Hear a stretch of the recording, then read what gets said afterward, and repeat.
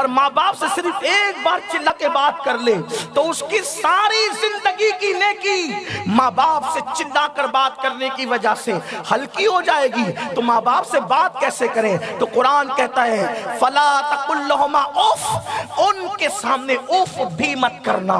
انہوں نے اگر کوئی بات کہی تو اپنے کندھوں کو ان کے سامنے اونچے بھی مت کرنا۔ بلکہ ماں باپ سے بات کرنے کا طریقہ کیا ہے؟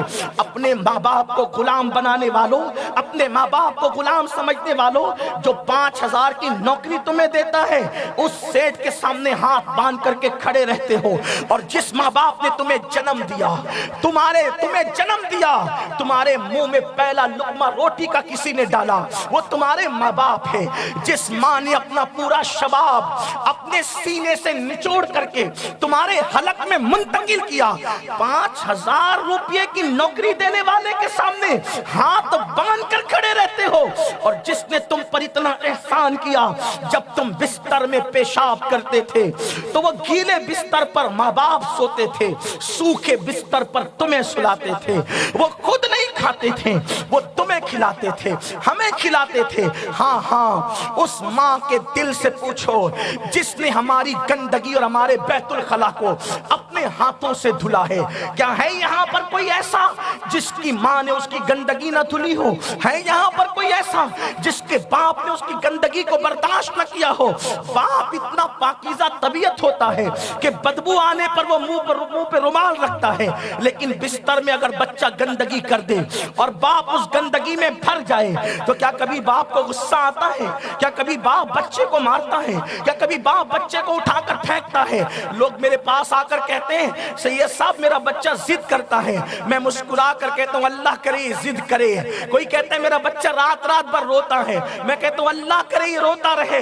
لوگ حیرت سے میرا منہ تکتے ہیں۔ میں نے کہا جس دن یہ رات رات بھر روئے گا اس دن تجھے پتا چلے گا کہ تو بھی اس طرح رو رو کر کے بڑا ہوا ہے، جیسے تو اپنی اولاد کے لیے قربانی دے رہا ہے تیرے ماں باپ نے بھی تیرے لیے قربانی دی ہے۔ میاں 18 سال کی کڑیل جوانی میں تم آسمان سے نازل نہیں ہوئے، کسی کا پیار، کسی کی محبت، کسی کی الفت، کسی کی نکھتوں والی محبت اس نے تمہیں بڑا کیا ہے، اس نے تمہیں پالا ہے، اس نے تمہیں پوسا ہے۔ لیکن 5000 کی نوکریاں دینے والے کے آگے ہاتھ جوڑ کر کھڑے رہتے ہو، اور زندگی کے شباب میں کھڑے کرنے والوں کو تم نے اپنا غلام بنا رکھا ہے۔ نہیں، یہ اسلام کی تعلیم نہیں ہے، یہ سیریلوں کی گندی تعلیم تو ہو سکتی ہے، یہ قرآن کی تعلیم نہیں ہو سکتی، یہ مصطفیٰ جان رحمت کی تعلیم نہیں ہو سکتی۔ ماں باپ سے بات کرنے کا اسلامی طریقہ کیا ہے؟ اسلام صرف نماز پڑھوانے نہیں آیا، اسلام جہاں سجدوں کی بات کرتا ہے وہی ماں باپ کی حقوق کی بھی بات کرتا ہے۔ ہم ماں باپ سے کیسے بات کریں؟ آؤ آج سیکھنا ہوگا۔ شاید آج آپ کے سامنے تقریر کرنے کی بجائے میں اپنا درد دل ہی ہمیشہ کی طرح پیش کر دوں، اللہ کرے کسی میرے جوان کے دل میں بات اتر جائے۔ میرے آقا علیہ السلام کے غلاموں، آؤ ماں باپ سے بات کرنے کا اسلامی طریقہ کیا ہے؟ اللہ اکبر۔ جب ماں باپ سے گفتگو کرنا ہو تو پہلے ان سے اجازت طلب کرو، پہلے اجازت مانگو، کیا میں تم سے بات کر سکتا ہوں؟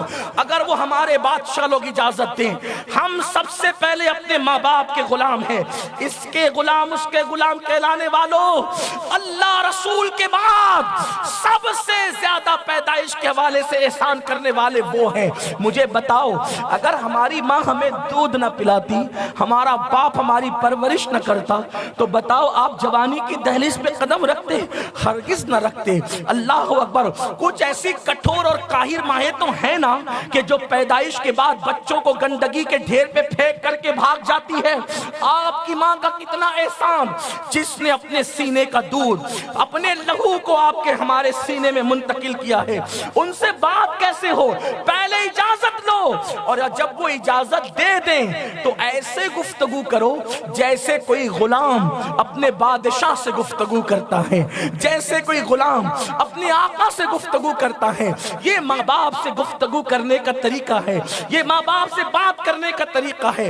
ورنہ سن لو، اگر اگر تم تہجد گزار بھی ہو اور ماں باپ تمہارے ناراض ہے، تم جہنم میں جانے کے لیے تیار ہو جاؤ۔